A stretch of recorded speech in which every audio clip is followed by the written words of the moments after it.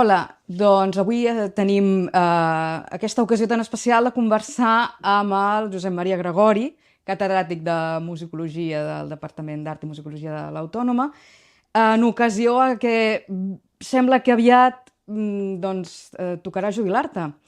I no sé, m'agradaria que ens expliquessis una mica com va començar tot això d'aquesta passió per la música, la musicologia, si ens poguessis explicar una mica els teus inicis en el tema. La musicologia és un virus que es contamina amb molta facilitat. Jo vaig tenir la sort de poder estudiar a l'Autònoma en els seus orígens, és a dir, quan l'Autònoma encara estava a Sant Cugat, que fèiem classes en el claustre del monestir, i allà vaig tenir l'ocasió de tenir el professor Francesc Bonastre fent una assignatura, diguéssim, general, que es deia Introducció a la història de la música. I m'agrada molt, em va interessar moltíssim. Jo llavors, que era molt jove, tenia 18 anys, acabava d'entrar a la universitat, i ja venia amb un bagatge musical. Ja havia començat a estudiar música, estava estudiant piano amb el pare Robert de la Riba, a Pompeia, amb la intenció d'estudiar orgue després. Per això em vaig posar a estudiar piano. D'acord, però sembla ser que els teus inicis van ser una mica diversos, no? Els inicis van ser, sí, una mica complicats. De fet, la música no la vaig poder començar de petit, sinó ja amb adolescència. Sí, sí. De fet, a casa meva, la meva mare havia fet la carrera de piano i a vegades jo la sentia tocar. Quan era molt petit me'n recordo que m'arraulia sota el teclat per escoltar com tocava els estudis de Chopin o algun nocturn o així, no? Però, de fet, la vocació musical se'm va despertant per si sola. És a dir, a casa no em van impulsar a fer música. Més aviat els hi feia... Jo entenc que els feia por o angúnia que pogués tenir una vocació musical, perquè en aquella època era molt difícil viure de la música. Bé, total, que encara anava jo a l'escola de La Salle, fent el batxillerat a La Salle Gràcia, a la plaça del Nord, que vaig començar a tocar la tuna. Després vaig agafar una guitarra, després amb els escoltes, quan anàvem d'excursió, fèiem cançons, les típiques cançons folk d'aquells anys, d'aquella època, i després em vaig animar molt i vaig començar a tocar el baix elèctric. Caram. I amb grups de rock de Barcelona. I clar, vaig començar a anar pujant, anava estudiant i vaig acabar tocant en un grup que es deia Pan i Regaliz, que era un grup dels bons, per entendre's, de la ciutat, que tocaven amb Smash o amb màquina i que fèiem concerts a les sales de boxa d'aquella època, com el Price o el Liris. Déu-n'hi-do, perquè ara, clar, resulta difícil potser situar-te amb aquesta música, però a més sembla ser que després se't va obrir el món de la música, diguem-ne, més clàssica o... Sí, jo crec que va ser una mena de conversió musical. És a dir, quan vaig descobrir la música de Bach, vaig fer un gir, totalment. Vaig capgirar totalment la situació i em vaig abocar seriosament a estudiar música, perquè aquesta música, diguéssim, entre cometes, urbana o semipopular no tenia fonament, tampoc, a nivell lingüístic, vull dir, perquè m'ho feia jo sol, sense uns estudis reglats, sense res. Llavors, quan vaig començar a estudiar seriosament el piano, llavors va ser quan vaig realment prescindir de tot això altre i em vaig dedicar només a la música, entre cometes, clàssica, no? Després va venir el cant coral. Clar, amb 16 o 17 anys ja vaig començar a cantar amb cors, vaig descobrir la polifonia, que és una cosa fantàstica, no? I de la qual mai me n'he separat, i els primers oratoris, les primeres grans produccions, vaig poder cantar amb la Coral Sant Jordi una passió de Sant Mateu al Palau, me'n recordo molt bé, i petites experiències d'aquestes, classes de direcció coral amb el Manel Cabero, en l'Audicor, les seves aules d'allà de l'Institut Llongueres, que era un lloc fantàstic, classes amb el Pierre Caó, també de direcció coral, i d'aquí va venir després les classes de cant. Ah, aquí està. Sí, perquè a més, tu, Josep Maria, no només ets musicòleg, catedràtic de musicologia, a part d'escriptor i tot això, sinó a més cantant i contratenor.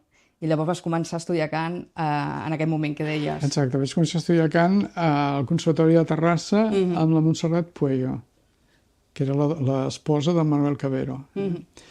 Vaig estudiar amb ella un parell d'anys, la meva veu de tenor no acabava d'anar, no sabíem què passava, i un dia parlant amb en Xavier Torra, que és el degà dels contratenors de Catalunya, em va dir, és que tu deus ser contratenor i no ho saps. I llavors ell em va posar en contacte amb el Jordi Albareda, que en aquell moment era un professor molt ben valorat a Barcelona, que donava classes a tota la gent que feia música antiga, tots el Josep Benet, el Pep Cabré, la mateixa Montse Figueres, tota aquesta gent passaven per casa del Jordi, no? I ell em va acollir i fent proves m'ha dit, sí, diu, tu ets contratenor. Llavors va ser com vaig fer el canvi del Conservatori de Terrassa al de Badalona i allà vaig fer la carrera de cant, no? Durant aquests anys. No? Llavors vaig anar compaginant aquestes facetes, diguéssim, variades, no? D'investigador, de docent i també de cantant, però jo ho dic amb lletra petita, cantant amb lletra petita. Cantant de polifonia, cantant... Sí, home, sí. No? Entenc molt bé que és molt difícil compaginar les dues vessants i té molt de mèrit, però jo penso que coincidim, no? Que un musicòleg ha de ser també músic. Bueno, tu també ets cantant. També soc cantant, per això que t'entenc molt bé. Aquesta seria una mica la part més de formació musical, però també tens aquesta altra part musicològica, d'interessos humanístics. Tot això d'on ve i com va anar creixent i com s'acaba confluint en la musicologia?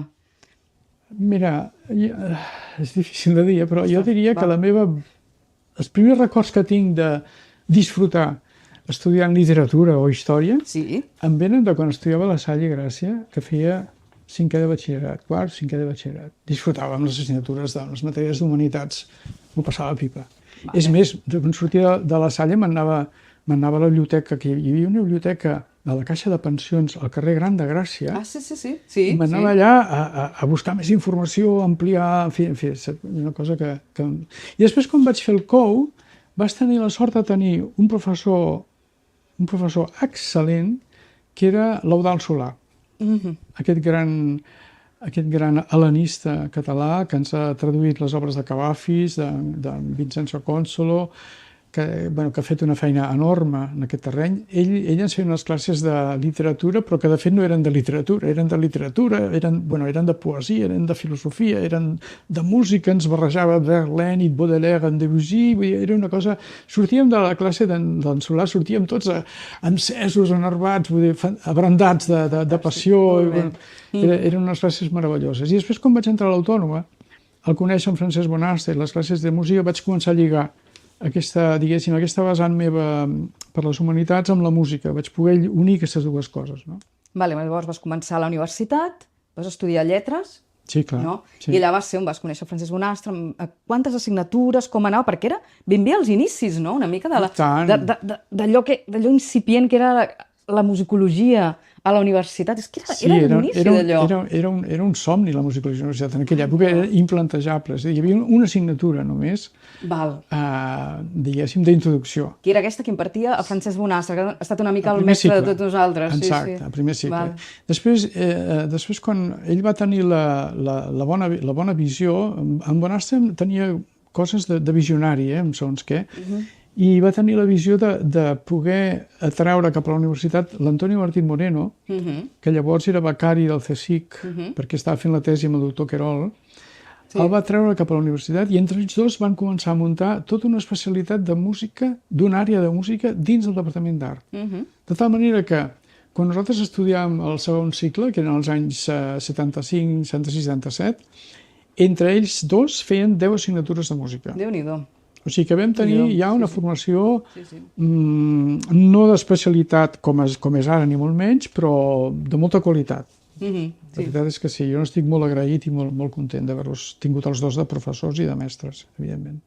I llavors allà va sorgir aquesta vocació ja com a musicòleg i com va continuar? Bueno, allà sí, a veure, com va anar? Jo diria que en Francesc Bonastre l'any 73, si no em falla la memòria, va crear el Centre de Documentació Musical de la UAB. Sí. Aquest centre ell tenia el projecte de catalogar els arxius musicals de Catalunya. Aquell és l'inici. L'inici d'això. En parlarem d'això, però l'inici és aquí, l'any 73, amb el Francesc Bonastre. Exacte. Ell crea el Centre de Documentació Musical, nosaltres estem a mitja carrera, i per tant, durant 2 anys, amb ell i un grup érem 7 o 8 estudiants, hi havia el John Baués en aquella època, hi havia el Josep Maria Vives, hi havia el Josep Guinart, uns quants, la Maria Vilacor, el Carmen Romeu. Ens organitzàvem amb un cotxe o dos per anar a catalogar la Catedral de Tarragona. Vau començar amb la Catedral de Tarragona. Exacte. L'inici, vale. La Catedral de Tarragona i hi anàvem cada dissabte des del mes d'octubre fins al mes de maig, pràcticament. Gairebé, si no era cada dissabte, cada 15 dies acostumàvem a anar a Tarragona. Llavors allà ens passàvem tot el dia. Per suposat que ens emportàvem el dinar de casa amb la fiambrera i menjàvem al claustre a peu dret. I a l'hivern feia un fred que pelava, o sigui que ens havíem d'espavilar per no fer. Però jo crec que allà se'm va despertar a mi aquesta vocació per l'arqueologia musical, és a dir, per l'aspecte del patrimoni. Allà començant a mirar manuscrits del 17, del 18, fent-nos preguntes sobre què vol dir espacio, què vol dir l'ACE, què és això, com es fa allò. D'aquesta manera, preguntes que tampoc en Francesc tampoc és que tingués les respostes de tot, ni molt menys, però les anàvem descobrint tot entre tots. I això era fantàstic, perquè això va crear una sensació d'equip, saps? De cohesió com a grup de recerca molt interessant. Fantàstic. Llavors aquest va ser... Sí, llavors amb aquest equip que vam organitzar llavors, que va organitzar el Francesc i l'Antoni Martí Moreno, aquest equip vam començar no només a Tarragona, és a dir, el primer any vam estar a Tarragona, però després vam començar a fer exploracions cap a altres arxius, cap a la part de Girona. Vam començar a Sant Esteve d'Olot, vam fer potser uns 200-300 manuscrits, Vam començar a Santa Pau dels Arts, vam començar a Sant Joan de les Abadeses, també. Vull dir que vam començar a fer coses. També vam anar al Pi, també vam anar a l'església del Pi i vam començar a fer unes petites descripcions d'alguns documents, no gaires. D'acord, és a dir, va ser l'inici de tot plegat. Sí, en aquesta època no només va tenir l'iniciativa de crear el Centre de Documentació Musical, sinó de crear un cor. Un cor amb els estudiants de música, però en el qual van venir tots els estudiants de música del campus. Sí, perquè era l'únic cor, no? Era l'únic cor que hi havia a al campus. Exacte. Per tant, era un cop que va treure, eren bastants, eren potser 30 persones. Sí, a més dirigit per ell, no? Francesc Bonastre. Dirigit per ell, llavors en aquest cor va ser molt bonic perquè vam fer, doncs, vam complir tot el procés, és a dir, des de la part arqueològica de localitzar els documents, els manuscrits, estudiar-los, transcriure'ls i cantar-los.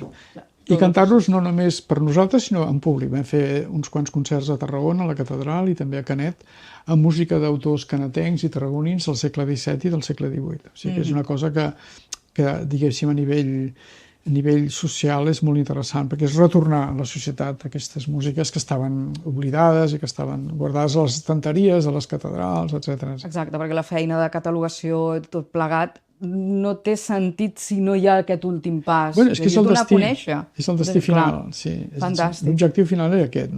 I ho continua sent, perquè la música, tots aquests catàlegs que fem, si finalment l'intèrpret no s'ho fa seu i no ho acaba interpretant, tampoc serveixen per res. Exacte, sí. Serveixen només pels investigadors, però no és aquest l'objectiu. D'acord. Doncs hi ha tot això, que formes part d'aquest inicial projecte del Francesc Bonastre, i arriba un moment en què sí que pots incorporar-te al departament, tinc entès. No és cap a l'any 77, 78... 78, just quan... Sí, just vaig acabar la carrera al 77, me'n vaig anar a la Mili, perquè en aquella època era obligat. Clar, hi havia Mili, sí, era obligatòria, sí. I a mitja Mili rebo un telegrama del departament, d'en Francesc Bonastre, dient-me, escolta, l'Antoni Martí Moreno ha marxat, el departament treu aquesta plaça d'ajudant a concurs, si poguessis presentar, doncs podries venir i presentar-te.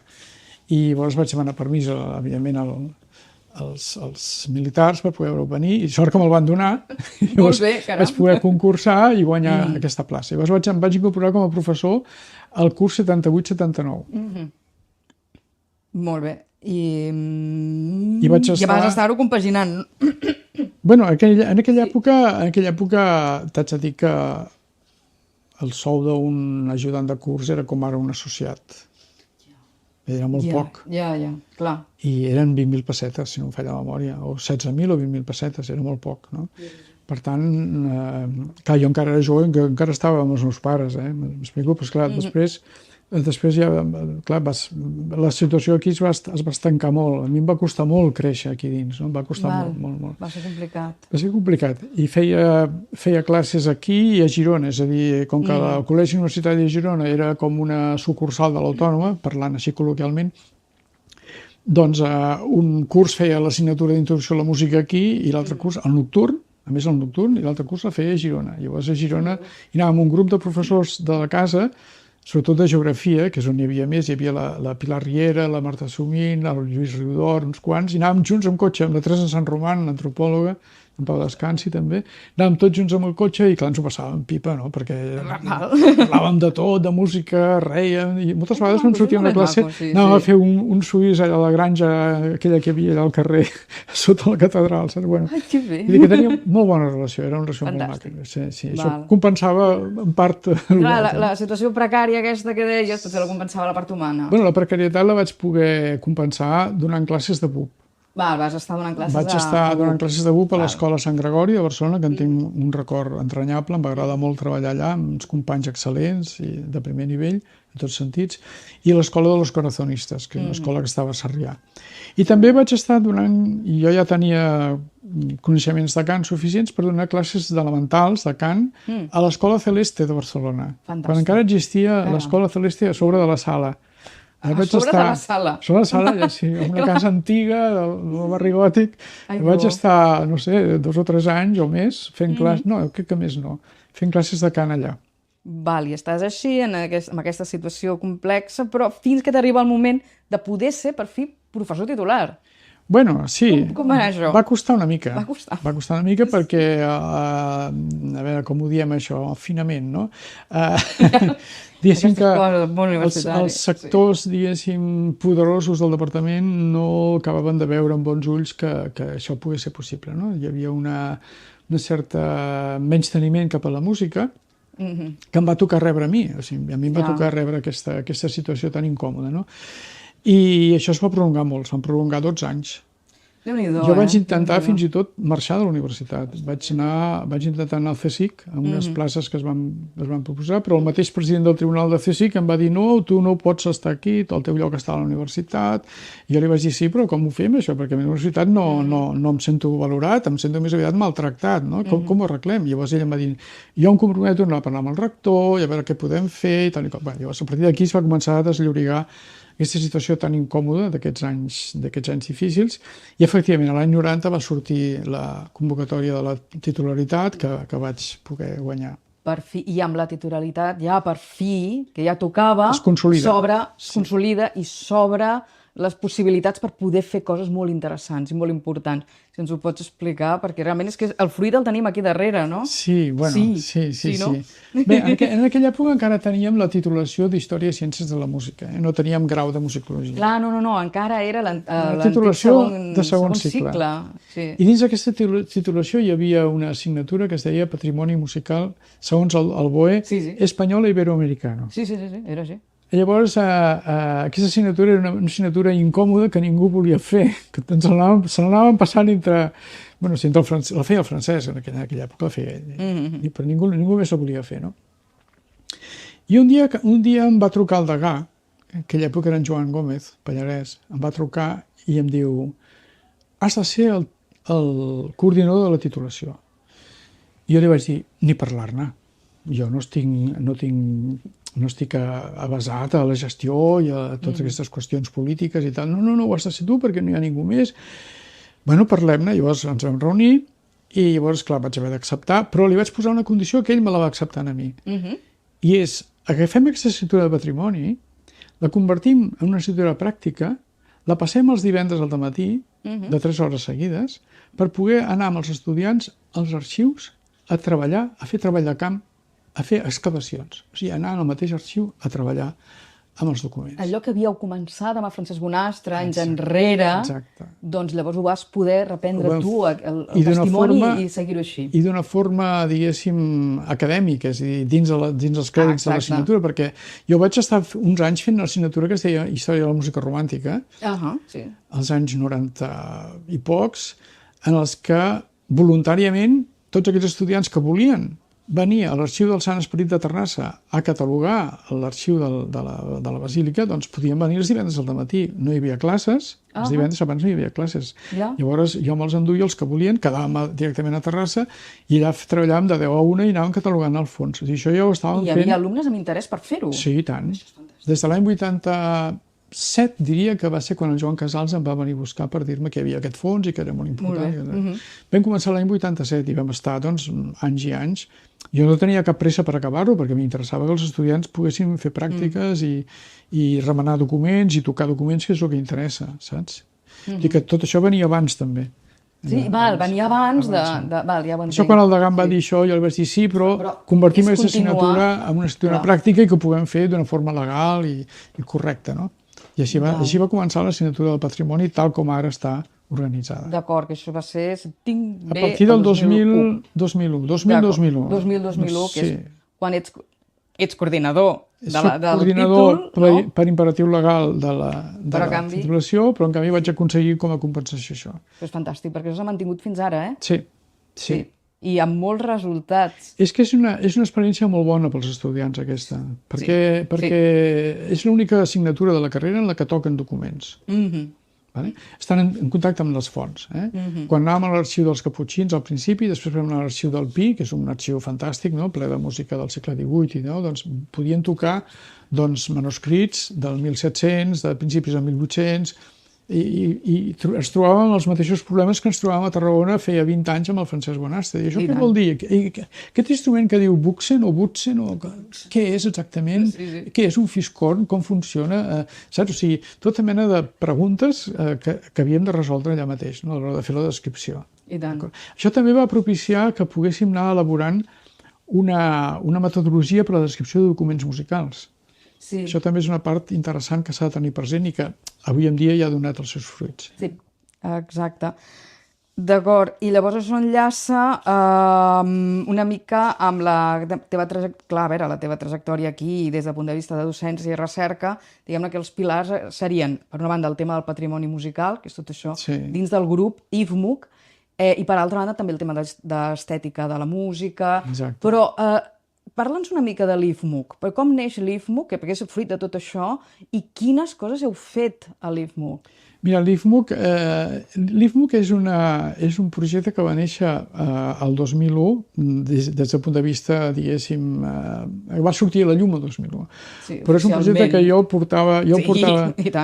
portava dins des que amb l'Institut Ricard Matas l'Institut va començar a deixar de treballar amb el tema dels fons. Jo tenia aquesta espina clavada de voler seguir desenvolupant aquesta feina tan important, tan bàsica de la recuperació del patrimoni musical. Va arribar un punt que allò que fèiem a Francesc Bonastre no va de seguir. I tu volies reprendre tot allò. Per dir-ho finament, diguéssim que es va canviar l'orientació. L'Institut va prendre altres interessos de recerca i jo em vaig quedar una mica sol amb el tema dels arxius i per tant tampoc tenia prou força per poder-ho defensar. I vaig haver d'esperar a poder-ho fer. I quan ho vaig poder fer va ser justament el 2001, gràcies a agafar l'assignatura i a retransformar-la en assignatura pràctica. Clar, què va passar? Que en pocs anys... teníem dues assignatures de patrimoni musical, aquesta i una que es deia arxivística musical. Bon dia. Sí, que era optativa. Era optativa, però anava molt bé perquè era un complement que prolongava les pràctiques de la primera. Sí. O sigui, durant els anys 2000 a 2004 o 2005, amb els estudiants de l'assignatura d'arxivística i els estudiants de l'assignatura de patrimoni i amb alguns cursos que llavors fèiem de doctorat, vam començar a fer l'arxiu de la Mercè, vam acabar els Caputxins, vam fer moltes feines, vam obrir bastants fons. 7 o 8 fons els vam obrir. També tenia un grup d'estudiants que venien de Girona i em van dir, home, per què no obrim a la catedral de Girona? I així, doncs vinga, va. Llavors, en aquella època em va ajudar molt el professor Jordi Rifé. Perquè en Jordi Rifé, diguéssim, per companyerisme, em deia, escolta, jo em quedaré als Caputxins i tu te'n pots anar a Girona. Llavors, això ho fèiem d'estranques, això no ho sabia ningú, però ho fèiem així, clar, en aquella època és que si no, no hi havia manera. Llavors jo anava a Girona amb el grup d'estudiants, muntàvem l'equip i cada 3 setmanes o així tornava a anar a Girona per anar seguint les pautes, etc. Vull dir que això va anar molt bé. Que llavors què va passar? Que amb els 5 primers anys ja teníem uns quants arxius en marxa i ben orientats, no? I això és el que a mi em va decidir a anar a entrevistar-me amb el director general d'arxius. Perdó, amb la subdirecció general d'arxius. En aquell moment el subdirector general d'arxius de la Generalitat era en Ramon Alberch. que després va ser el director de l'ESAGET, l'Escola Superior d'Arxivística de Catalunya. Bueno, Ramon Alberch és un arxiver de carrera, de soc arrel, i quan li vaig exposar tot el projecte de l'IFMUC va quedar parat. Va dir, home, això que feu és extraordinari, diu, això és una cosa que s'hauria de fer, però de totes, i compta amb tot el meu suport, i va ser ell, de fet és que va ser ell, jo li estic agraït sempre, va ser ell el que va voler impulsar aquesta col·lecció de catàlegs impresos. Fantàstic. Si això va sortir d'ell. De dir, anem a fer una col·lecció amb els fons musicals de Catalunya impresos. Quants n'hi ha? Xifres, perquè les xifres són al·lucinants. de volums, de registres, la feinada és increïble. Una cosa són els volums publicats, que són 12, en els quals hi ha 21 arxius catalogats. Però una altra cosa és la base de dades, en la qual es poden consultar 15.500 i pico de registres. A la web, és que es pot entrar a la web. A la web de l'IFMUC, ifmuc.uab.cat. Aquí tenim 15.000 i pico de documents, de partitures dels segles XV, XVI, XVII, XVIII, XIX, XX, catalogades, amb el seu incipit musical fotografiat, amb tots els camps de descripció, etc., i que corresponen a 31 arxius. Són més dels que hi ha... Són més els que estan publicats en paper. Sí, és impressionant, una feinada increïble i molt útil de cara no només a musicòlegs, sinó també a músics pràctics interessats en interpretar, donar a conèixer aquest patrimoni. És que aquella màxima de Monteverdi, que la música sigui la servent de la paraula, és la que hem d'aplicar a la musicologia. La musicologia està al servei de la música. Jo sempre l'he orientat així.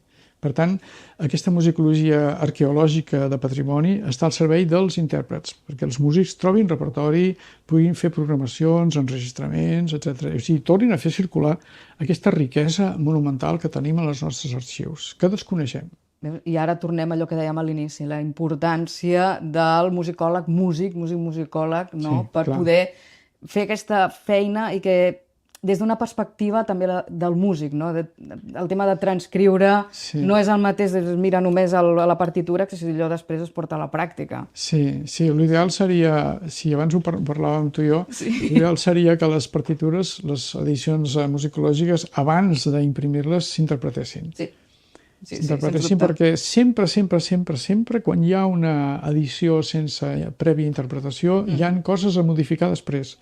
Que si una semitonia, si un semitò que no hi és, que si un bemoll que falta, que si aquest compàs és millor que l'altre, saps? Vull dir que és... I allò és la realitat, Els valors, per exemple, jo ara acabo de publicar les ensalades del Pere Alberch i me n'estic adonant, perquè les estem cantant, m'estic adonant que aquests valors tan grans, que són els justos, són els reals del document, són molt incòmodes per llegir avui en dia.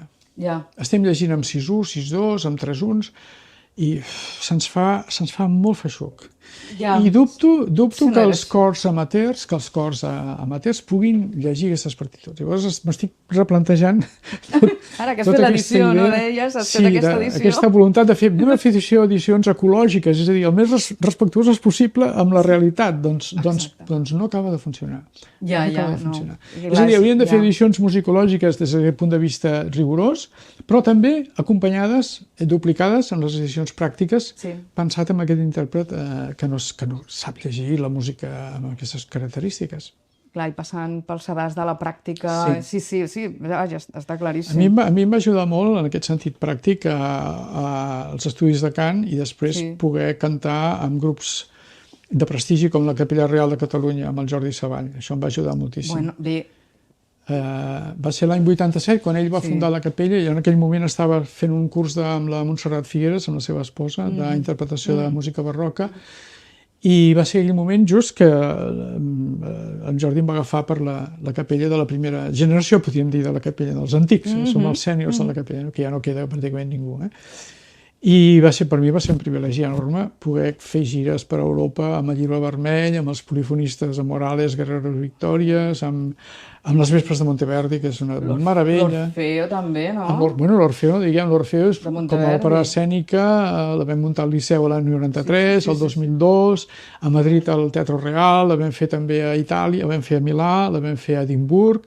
Vull dir que hem fet coses molt maques, molt maques. Aquí no queda gravat, però tot això d'aquí està ple de cartells, de les actuacions, Bueno, dels això és una mostra... És fantàstic. Són records meus que m'agrada... Una mica com les dues bandes, és a dir, els que tenim aquí els catàlegs i allà tenim la part musical. Sí. No, però jo vull dir-te que he après molta musicologia cantant amb el Jordi Savall. D'acord. Molta. D'acord. Perquè he vist la resolució dels problemes pràctics. Perquè hem mirat de cantar amb facsímils, hem mirat de fer... I sempre hem acabat amb fórmules intermitges, saps? Sí. Perquè tampoc es pot cantar de quina manera, no? I aquest repertori demana molta saviesa, molta experiència, no? I això amb la capella ha sigut un regal majestuós. Després he cantat amb altres grups, perquè vaig deixar de cantar amb el Jordi, el Savall, el 2011, quan va morir la Montserrat Figueres, en aquella època va coincidir. Llavors vaig cantar amb un grup que es deia Exaudinos, amb Joan Grimal, que vam fer coses molt maques, vam fer tres enregistraments amb obres de Joan Pujol, una col·lecció de magnífics barrocs hispànics, vam fer el Brudieu, vam fer la missa de difunts de Brudieu amb alguns madrigals, fer uns concerts molt bonics també en aquella època. I després amb el Francesc Garrigosa vam organitzar un grup que es deia Decanent i Elegància, amb 8 exescolans a Montserrat. Tot un grup d'homes. Tot homes. L'únic que no és escolar sóc jo. Bueno. Però com que sou més gran em diuen el pare Abat, saps? Bueno, bromes a part, no? I és un grup amb el que hem fet bastants concerts els últims anys, ara estem una mica més aturats, però bueno. I després també ara estic cantant també a la Capella del Pi. Molt bé. Que és un grup semiprofessional, semiamateur, que també el porta el Francesc Garrigosa. I amb la Capella del Pi estem recuperant patrimoni precisament del mateix fons, m'imagino, no? Del mateix fons del Pi i d'altres. Estem fent música catalana del 16, en fi. Molt bé. Cal seguir fent-ho i recuperar aquest patrimoni. Aquest lligam entre la pràctica i la introducció, jo sempre l'he viscut, la pràctica i la musicologia i la ciència i l'art, jo sempre les he viscut d'una forma unida, saps? Amb un fil, com un lligam conductiu que va alimentant-se d'un lloc a l'altre. Totalment, però més, dins d'aquestes vessants que deies, hi ha una altra, que és la part d'estètica de la música, de pensament musical, que has estat aquí professor d'estètica de la música durant molts anys, has publicat sobre això. Explica'ns, perquè jo tinc una mica la sensació, jo pel que et conec i conec els alumnes d'aquí, que allò que tu comentaves abans del professor que deies, laudar el solà, que els alumnes sortien així entusiasmats. Jo crec que amb les teves classes d'estètica deu passar una mica el mateix. Això no t'ho puc dir jo. No ho sé, però pel que m'arriba crec que sí. Però explica'ns una mica, parlem una mica d'aquesta vessant de l'estètica de la música. Les classes d'estètica a mi em van colpir des del primer moment. És a dir, al submergir-te en les fonts de l'antiguitat, a l'estudiar la música dins de l'Odissea d'Homer, per exemple, dins el paper de les muses dins la teogonia d'Hesíode, els clàssics, Plató, saps què vull dir? La mitologia. La mitologia és tan polièdrica, tan polisèmica, perdó, en els seus significats, no? El mite d'Orfeu, que és central en la història de la música. Totalment. I que dona tanta vida a tota la mateixa història de la música, no? No només amb el mite en si, sinó amb les produccions que ha generat, etc. Tot això ha sigut motiu de múltiples reflexions, que he gosat fer-les en veu alta, per dir-ho així, no? En les classes, i que sempre he rebut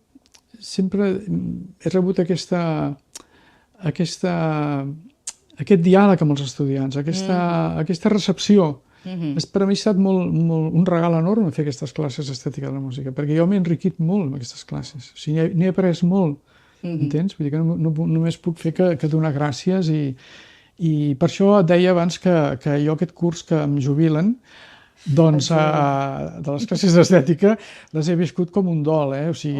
Que greu. Sí, m'he passat fatal, he anat tancant cada classe amb un petit dol, un petit ritual de dir aquesta classe no la faràs mai més, aquí es queda, etc. Per això m'ha fet tanta il·lusió publicar el llibre d'Orfeo Monteverdi.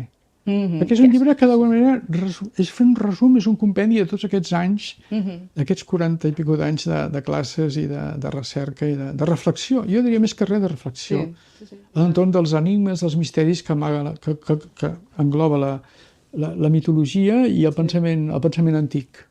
Pensament antic. Pensament antic, però alhora tan actual, no? Dic jo. Bueno, Segur que hi ha punts en comú. segurament. El que passa que jo m'he limitat, he volgut posar aquesta fita de l'Orfeu de Monteverdi. M'he volgut centrar, he agafat el tema d'Orfeu com a tronc mitològic i acabar amb una relectura que fa Monteverdi del mite d'Orfeu. Sí. Per això ho he volgut tancar doncs, amb el segle XVI-XVII, per entendre's. D'acord, sí. Sí, però evidentment que ja tot això es prolonga. Sí, no, es prolonga, però vull dir que són reflexions aquestes que fan els clàssics, els antics, són reflexions que podem nosaltres encara fer-les. I tant. Amb això em referia. Bueno, aquí està. Per això. Aquí està.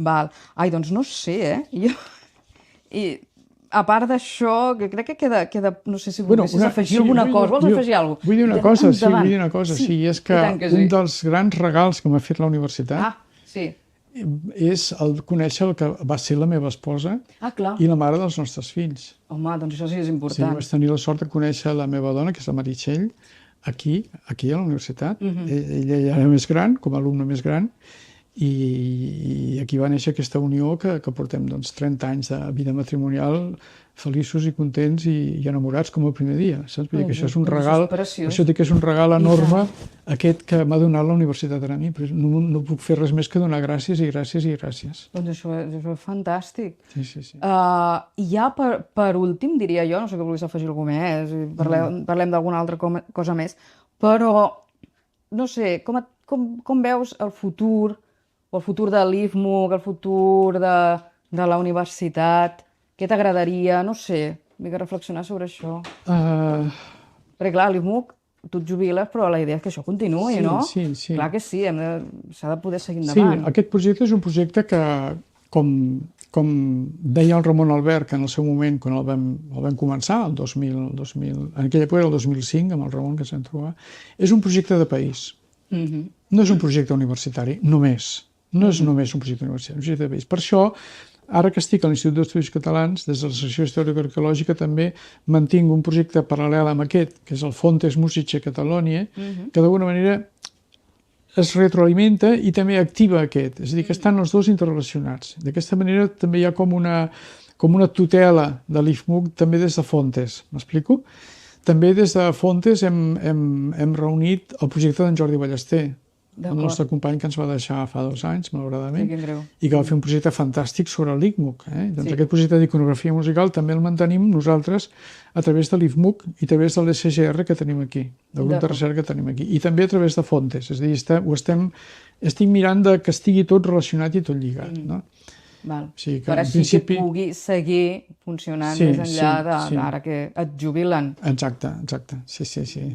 Fantàstic, no sé si jo també espero que això segueixi endavant, és molt important mantenir-ho, continuar-ho. És un projecte de futur i molt potent, i a més ara pensa, per exemple, que en Carles Badal, que és la persona que farà el patrimoni aquí, doncs està treballant al Centre de Visió per Computador amb intel·ligència artificial aplicada a la lectura de documents musicals. Per tant, aquí s'obren uns camps, per mi són com de somni, inimaginables, però segur que ells, la seva generació i els que vinguin seguiran treballant en aquesta dinàmica de com recuperar el patrimoni amb la màxima qualitat en tots els sentits. Perfecte. Sí. Molt bé.